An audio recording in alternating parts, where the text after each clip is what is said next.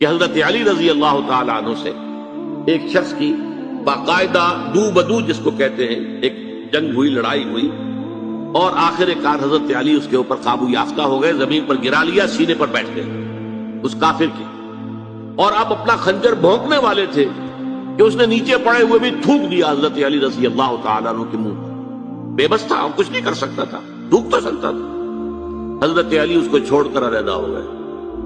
وہ حیران ہوا، میں ان کے رحم و کرم پر تھا، میری تو بس ہو چکی تھی، میں کچھ بھی نہیں کرنے کے قابل تھا، پھر میں نے جس کو انگریزی میں کہتے ہیں to add insult to injury, میں نے ان کی توہین مزید کی کہ ان کے منہ پر تھوک دیا، تو اب تو اور زیادہ غصے کے ساتھ چاہیے تھا کہ یہ خنجر جو ہے بھونکتے میرے سینے میں، چھوڑ کے رہنا ہوگا۔ پوچھا اس نے بھی کیا ماجرا ہے؟ فرمایا دیکھو میری تم سے کوئی ذاتی مخاصمت نہیں، کوئی ذاتی دشمنی نہیں، میں تمہیں اپنی کسی ذاتی سبب پر میں قتل نہیں کر رہا تھا، صرف اللہ کے لیے، لیکن جب تم نے میرے منہ پر تھوک دیا تو میری عزت نفس جو ہے اس میں ایک ریئیکشن پیدا ہوا، اس عزت نفس کے اندر انتقام کا جذبہ ابھرا۔